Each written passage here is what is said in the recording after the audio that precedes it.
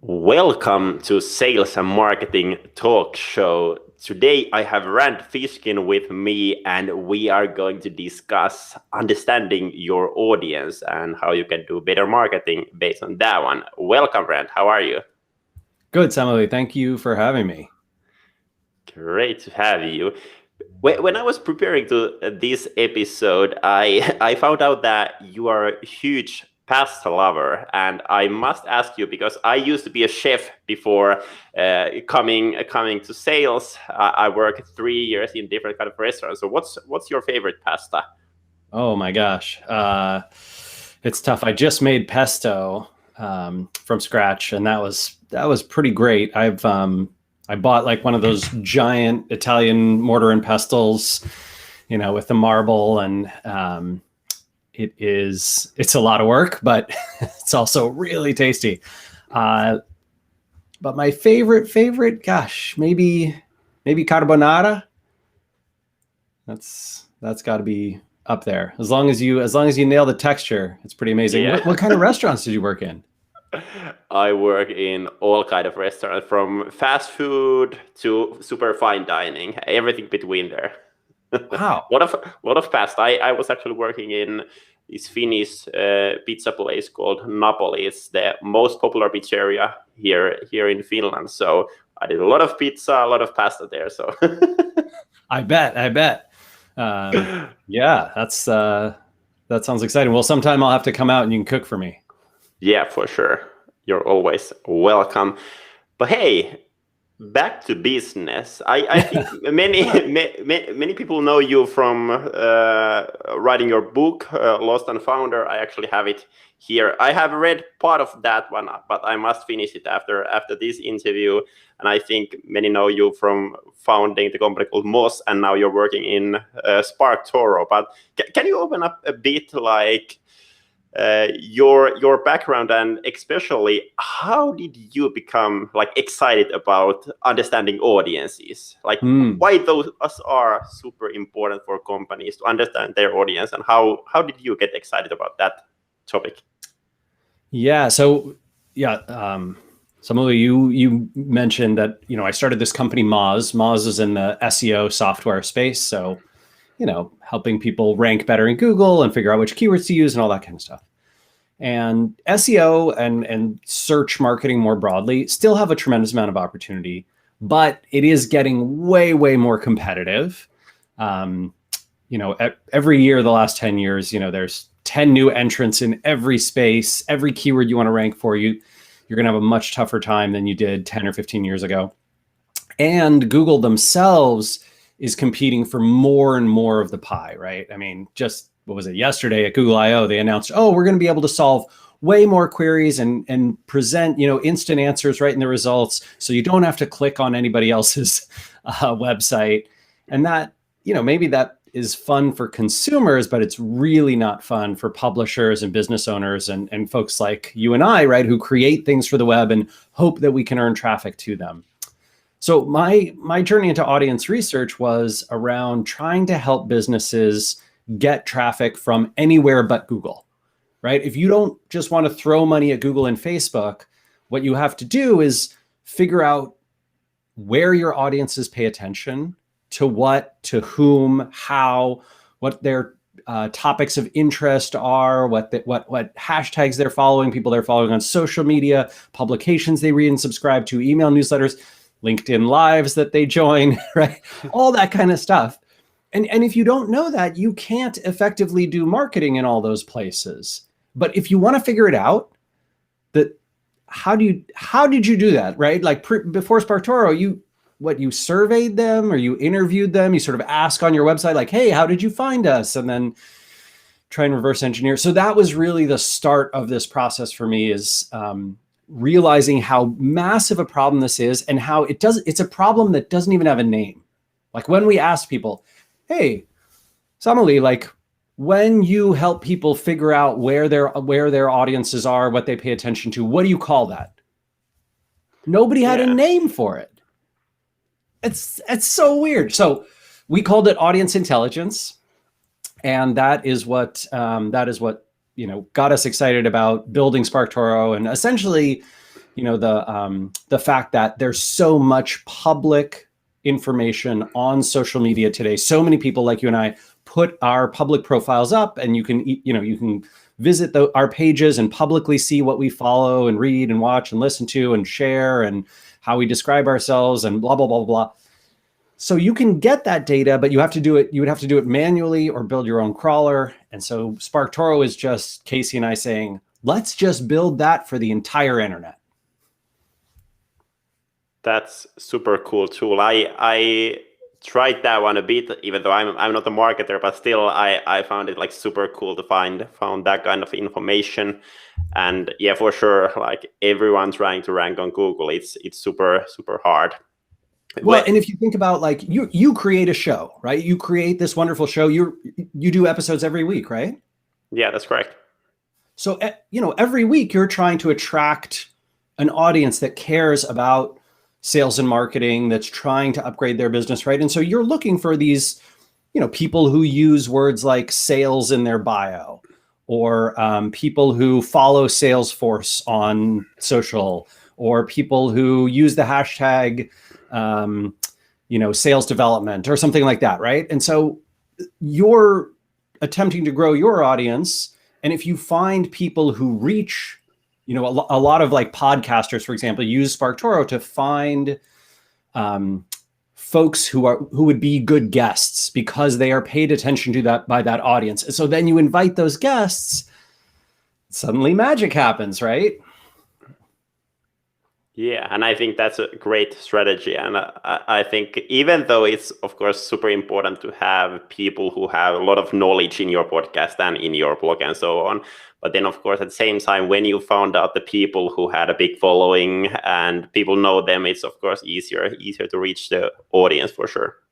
Yeah, and my sense is there's like this, there's the classic like influencer marketing world, which never made good sense to me, right? Because essentially influencer marketing has this philosophy of we just want to find the people with the most followers, right? Yeah. And so it's mostly like, oh, let's find this half-naked person on Instagram with a six-pack abs and like his big muscles or whatever, and he poses on beaches, and you want to have that person? Like, that doesn't make any sense. Yeah, sure, they have 1 million followers or whatever, they're an actor or something, but that's not relevant to your sales and marketing audience, right? What you want to find is not the person with the most followers.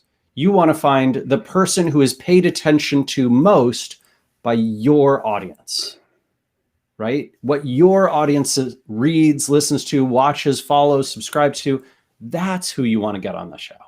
So it's that relevance piece. Yeah, exactly. But what do you think, like now when internet is like full of content, everyone is doing podcasts, everyone is doing webinars, everyone is producing blog articles, like full of content. And I actually found out your tweet, I think it was from 2015, saying that the best way to sell something, don't sell anything. Earn the awareness, respect, and trust of those who might buy. Do you think, does this still work? Because everyone is trying to do this, I think.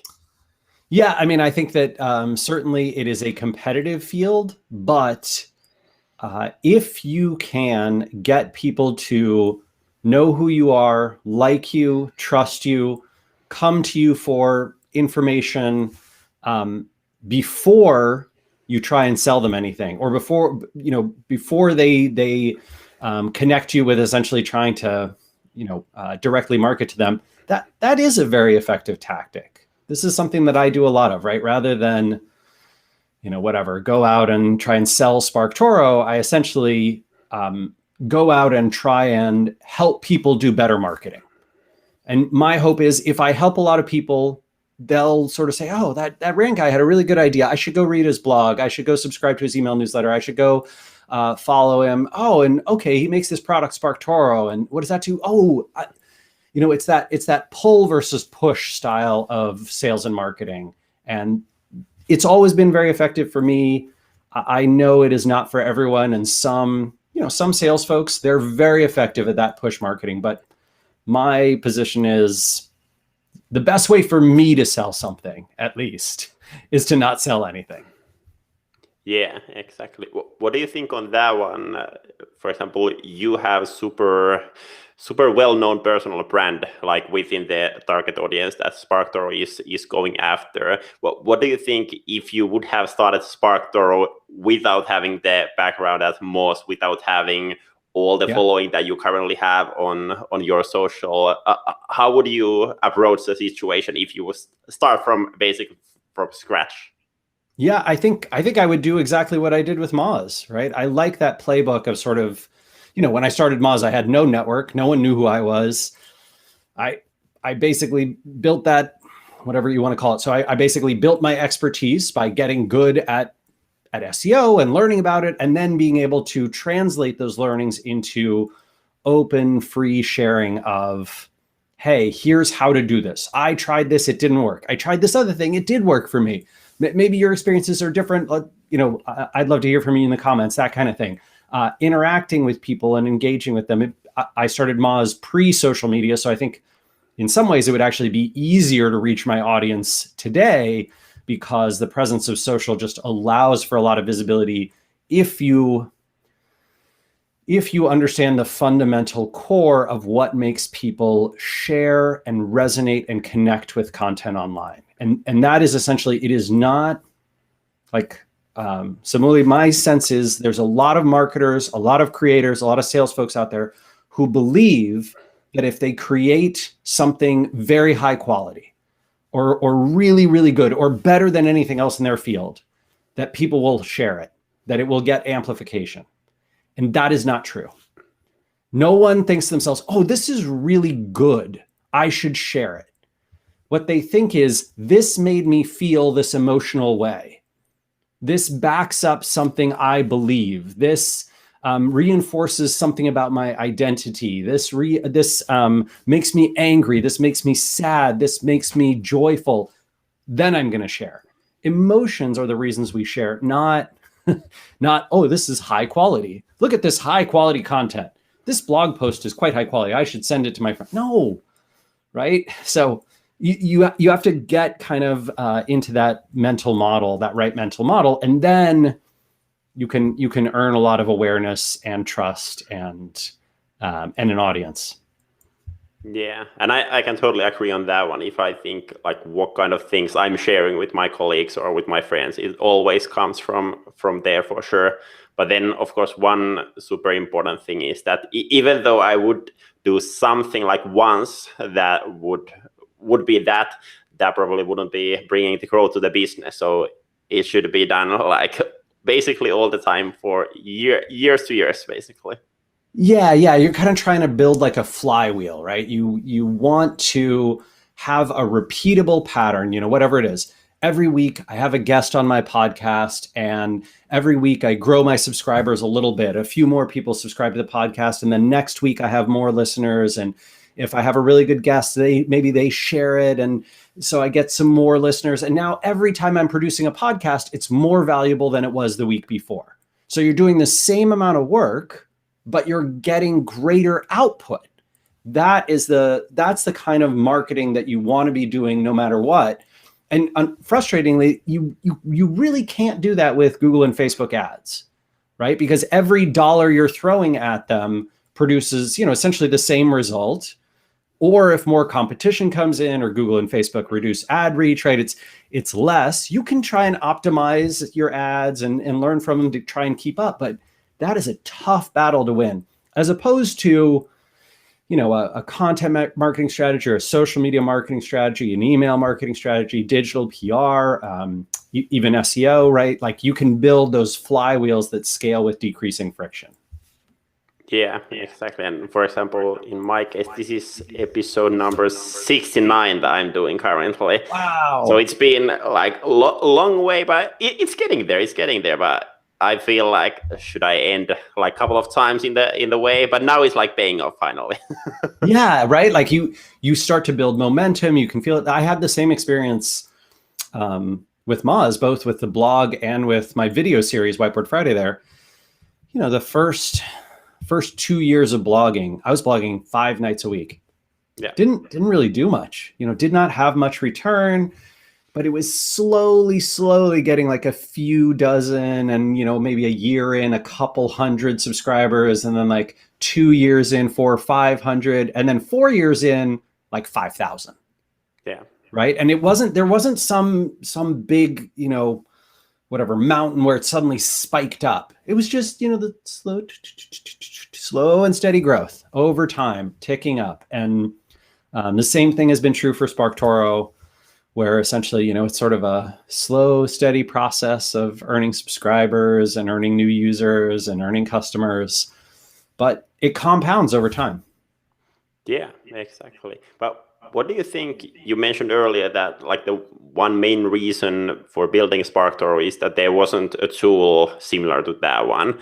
And of course, in the past, you were able to do that basically like manually doing some kind of customer research and so on. But Yeah. What do you think? Should companies still be doing some kind of customer research, talking with their clients, or is there like tools that can totally replace that one? Or do you think that there should be some of those still?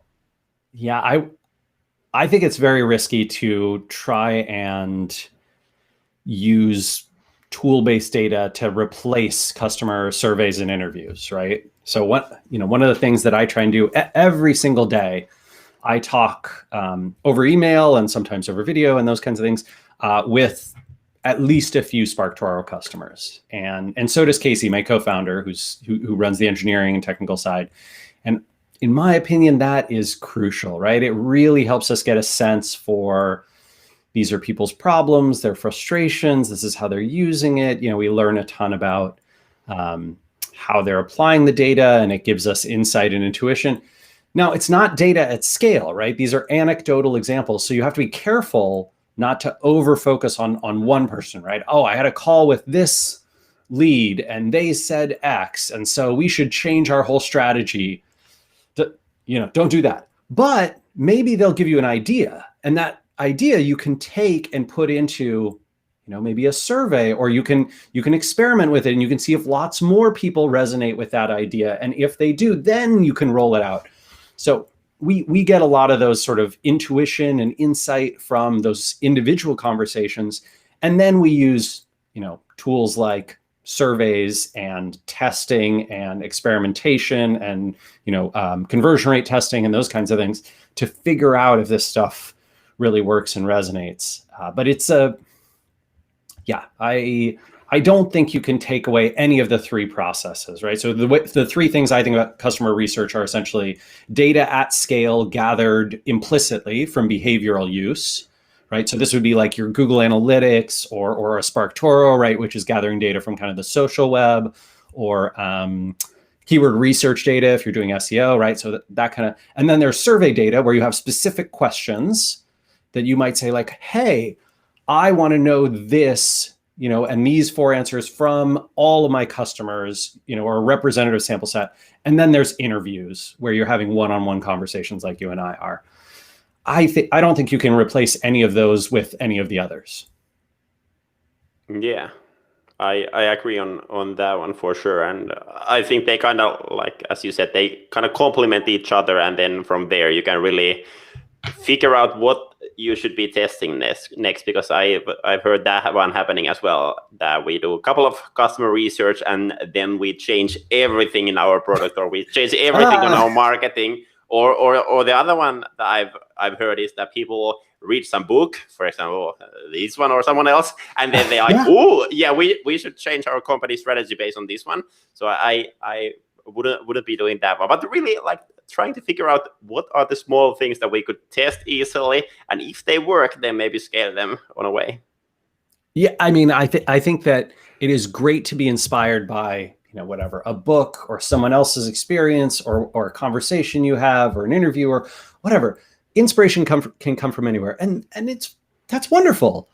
But don't make a large scale change without validating that your intuition and your idea from this one source is going to work for a lot of folks, especially if you have a sizable customer base. Maybe if you're just starting out, 1 or 2 people, whatever, but it can be risky. And I definitely think especially in sort of tech entrepreneurship world, a lot of us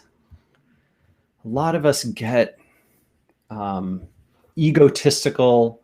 We get cocky, where we start to believe, if we have a little bit of success. I had a little bit of success at Moz, sort of rolling into tens of millions of dollars and raising a bunch of venture money. And I had this belief that my ideas must be great, right? And so I didn't need to listen to anybody else. I could just go and do what I thought was the right thing. And that is when you really fall off the deep end and get into trouble. So that's where I would caution a lot of other entrepreneurs. And I mean, yeah, you can read about that in Lost and Founder. I think a bunch of the middle chapters are basically like, here's how Rand became dumb, because he started to believe his own BS. Yeah. But if we think like there was basically the 3 points of like gathering different kind of customer insights. So the data, the like questionnaires or so, and then like the one-to-one discussions. But what do you think, like after like doing all of that, what are the like main things that companies should be understanding about their audience based on that one? And what do you think, what are the most like common mistakes companies are doing? I think we mentioned that the one already, doing a lot of changes based on like one interview or so, but other than that.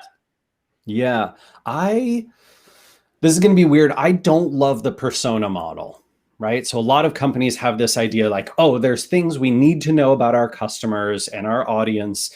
And so let's build personas and, collect all this data and try and, I don't know, formulate some archetypical avatar of our customers. Like here's, I don't know, sales Sally and marketing Matthew and, blah, blah, blah. Like we're going to, they have, marketing Matthew has 2.2 children and a dog and lives in the suburbs and commutes 35 minutes to work.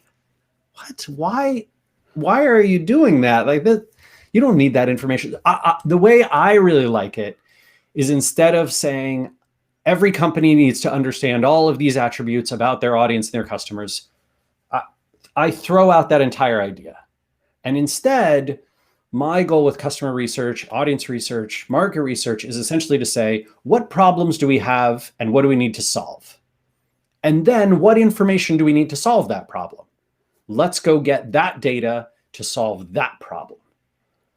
So I don't need to know a whole lot of demographics and the gender breakdown and age range breakdown and education level breakdown and how many dogs and cats and children you have. I don't need any of that, right? I do need to know, what hashtags do you use on LinkedIn and Twitter, which are big marketing sources for me, because I need to follow those hashtags. I need to be employing them. I need to be paying attention to what's being used. I can probably target some ads at those. That's a real question that I really need answers to, because I can make valuable changes that will move the needle on the business. Demographics, I don't care. So I think this model has been referred to by other folks as the jobs to be done, right? So you essentially you have jobs that you need doing, and you need information to solve those problems. That's what every company should gather. And it's going to be different for every company because your needs are different, and that's okay. So don't take a persona model and just plug in your numbers and then assume that your marketing team or your sales team can go be more effective with that. They can't. Find out where they're struggling. What's their problem? Is it social ad targeting? Is it they're not, you're not getting content out, the content isn't resonating with people? Where is the funnel experiencing problems? Go solve for those. Yeah, exactly. We are using jobs we done with our customers, and that really helps customers to do right kind of marketing, rather than like focusing on exactly for person or gender or the age or where they are living or that kind of information. I think that really doesn't help on marketing at all. Yeah, I mean, maybe if you're a big consumer product goods company and I don't know, you're selling Snickers or Oreo or Nike to people, okay, maybe there's some use case for demographic persona data there, but because you sell to everyone. There's no one's not your customer target. But once you get into B2B, once you get into sales-led stuff, once you get into high-ticket items or niches, I don't think that kind of marketing works very well. Yeah, exactly. I read one of your blog posts about like why why everyone is hating marketing, and I think one of the main reasons for that one is actually the audiences. So if we are writing wrong stuff for wrong people, or it's not adding any value, or so, I think that's the main reason many of us hates marketing. For example, now when we are recording this episode, I have my email open on the other tab, and it just popped that, hey, there's some new marketing. And I'm like, oh no. So what do you think? What is the main reason why most of the people hates marketing, and how companies can change that one? That like the potential customers would feel like this isn't marketing, this is adding value, this is cool, this is great. Yeah, I mean, I think first off, I don't think there's any way we're going to change the perception of marketing in the broader world. People don't like feeling interrupted and sold to and pushed and manipulated. And unfortunately, there's plenty of marketing that does that. And I don't think any marketer who is worried about marketing's perception is doing that stuff. But the ones who are doing it don't care. Like they're not gonna be watching this show and be like, oh yeah, Rand and Simile said we should do these things. Well, I should change my ways. I'm gonna stop sending email spam. It's never gonna happen. Like those people aren't watching and they don't care and they're not gonna change. So I think instead, right, it's just recognition that human beings' brains are very tired of marketing, that we experience thousands of pieces of marketing in a given day, digitally and offline.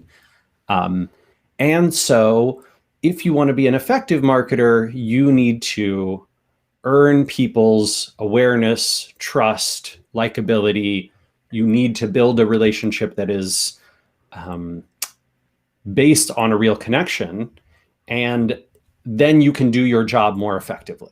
Right? Brands that I have a real connection to, that I like and I know and I've heard of and I trust, I will, when their advertising interrupts my visit to Reddit or my Google search, it doesn't feel like an interruption. It doesn't feel bad. It feels like, oh yeah, great. Okay, cool. Whatever it is. Profitwell. I love Profitwell. We use it all the time. Oh, they've got an ad on LinkedIn. Yeah, what does it say? I might read it. Oh, they've got a new service. Yeah, maybe I'll check it out. It doesn't feel like advertising to me, right? It just feels like, hey, that's a company that I know and like and use. I trust them. I want to see what they're up to. That's the type of thing you're going for. Most people, don't mind a lot of the advertising that they receive. It just sort of washes over them. And then there's some ads that they like, but we remember the ones we hate, right? We don't remember who it was, but we'll remember that visceral negative experience and then associate that with marketing in general and be like, I hate marketing. Yeah, exactly.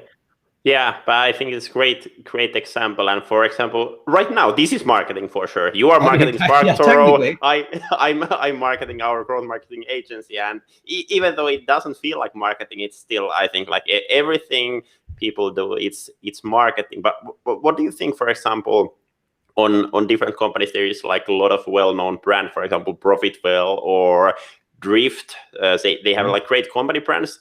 But there is also like people behind those brands who are like giving the faces to those. How do you think like the balance between like personal brand and company brands, and when it comes, for example, seeing content on LinkedIn or Twitter or consuming content in general?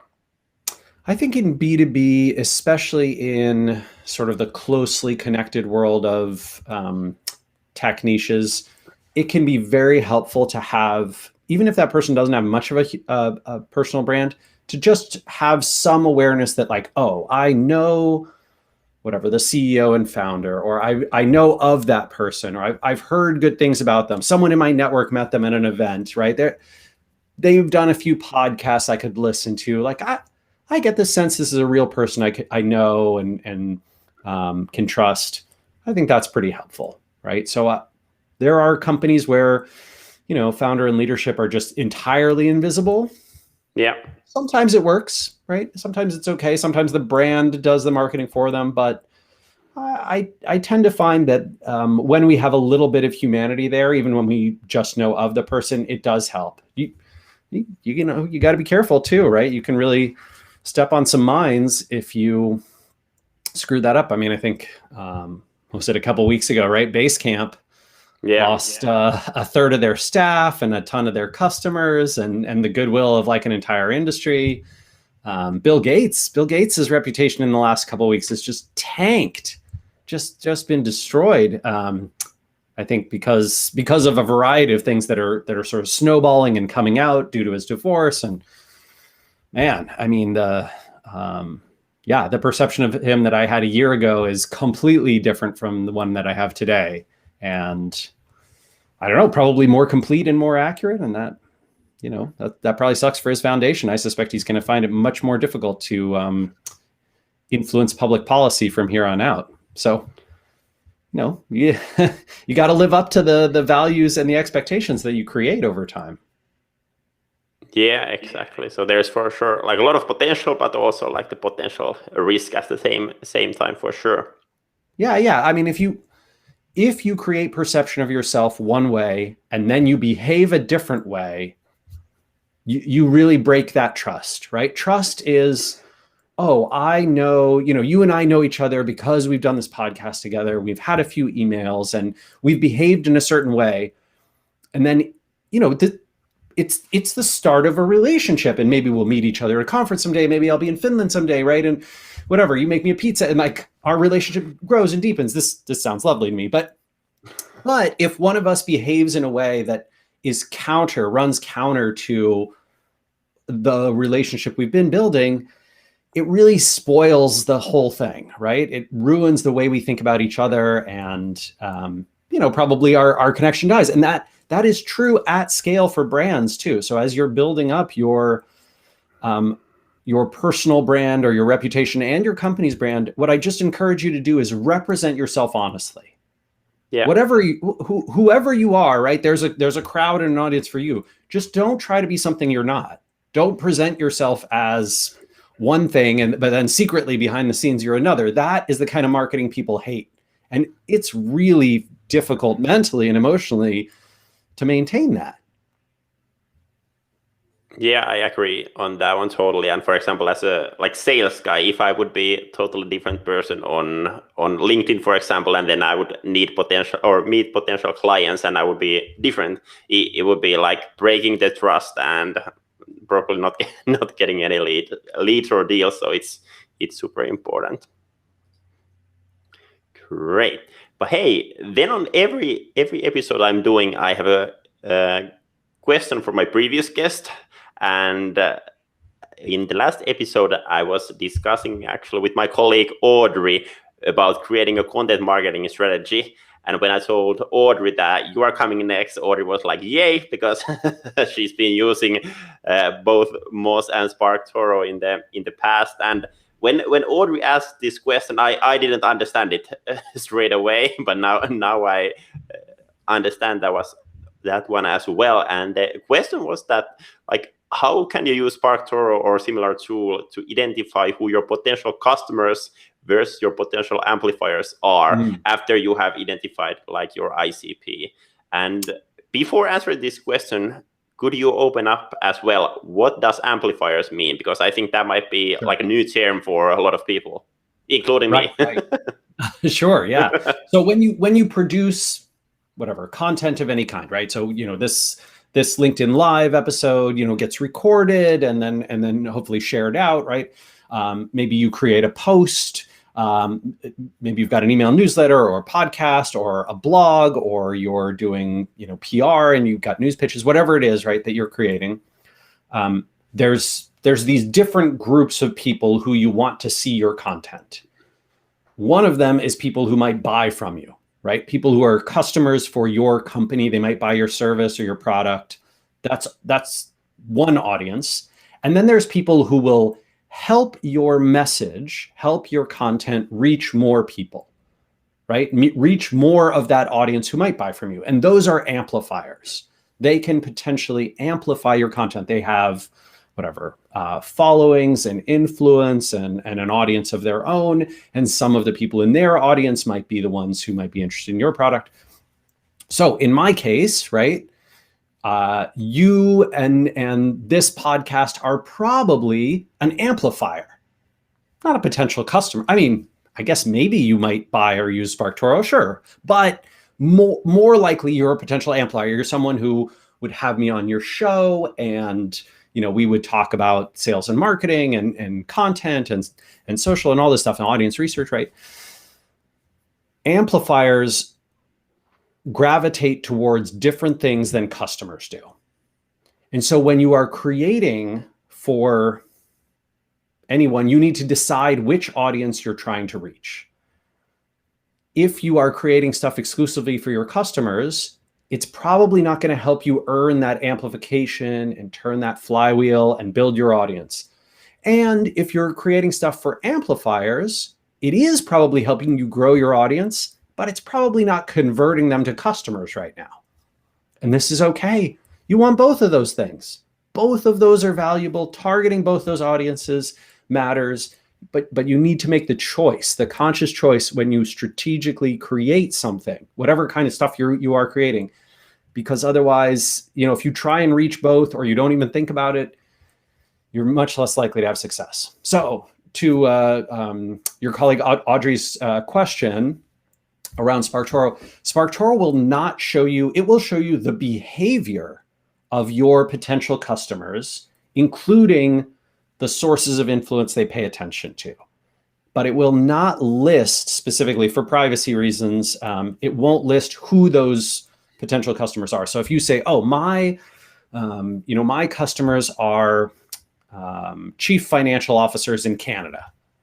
Okay, great. You can go, my audience uses these keywords in their bio, CFO, add location Canada in SparkToro, hit enter. Okay, we have 412 CFOs in Canada, and here's what they listen to and read and watch, subscribe to, follow, etc. But we'll never show you a list of who those 412 people are because of the privacy stuff. So yes, we can definitely help you identify hashtags they use and what they talk about online and what they follow. A lot of their potential amplifiers, right? Or your potential amplifiers to reach them, but not the list of people themselves. That was super interesting. A lot of new things for me as well. Thank you. But hey, then you have the chance to ask a question from my next guest. Ooh, yeah, fun. Who's your next guest? My next guest is Tyler Lessard, VP of Marketing from Vidyard. Yeah. And we are discussing on how to use videos in sales. And I know that you love to use videos in your sales and marketing for sure. That was the reason why I emailed you in the I just got this fancy new camera. I don't know if you can see it. Wait, here, let me get, I'll show you. I have this crazy setup now. Oh, okay. So this is my classic webcam, right? And I don't look nearly as fancy, but I have this. Oh, look at this! Look at this beast of a camera that's set up here, and really helps get me going. So yeah, basically, I have been doing a ton of stuff, and in fact, have used Vidyard for a few video interviews and all that kind of stuff. So very exciting that Tyler's on. Let's see. I think if I could ask him a question, I would love to know. When Vidyard's customers and clients have used their platform to create content, what are the top few, maybe top 3 or top 5 platforms and tactics where they've had success earning amplification, earning awareness, getting new subscribers? I'd be really curious because I do a lot of video. Obviously, YouTube is reasonably good. I do some social sharing, but I'd love to hear from him what's gone well for them. Yeah, that's a great question, and I will ask that one from Tyler. And lastly, I want to ask from you, since we have been talking a lot about audiences, who is the ideal customer, like your book, Lost and Founder. who is the ICP for this book? Who should read it? Ooh, what's ICP? Ideal customer profile. Ideal customer profile. Okay, got it. Right. You can tell I'm not in sales world. I don't know all the acronyms. So, I mean, Lost and Founder, I wrote it primarily for folks in early stage companies. So essentially, if you're joining a startup or a scale up, if you are a startup founder, you're thinking about starting a company, it can probably save you a lot of pain, a lot of heartache. And many of the stories in there will resonate. I try to do this thing where I don't like books that are only about one topic. I feel like you can read the Wikipedia summary and get 99% of the value, which is a lot of business books. But so Lost and Founder is essentially like each chapter is essentially a topic of its own, and I'll tell a story, and then I'll have some data and research and some examples from other companies in there as well, and just trying to not give any simple answers, but share the full range of why a topic is complex and the underlying incentives and motivations, and prepare you for this challenge that you might encounter. Yeah, sounds good. And based on the few pages that I have read, it's a lot of value there. So I would recommend for a read. But hey, thank you so much for joining me, Rand.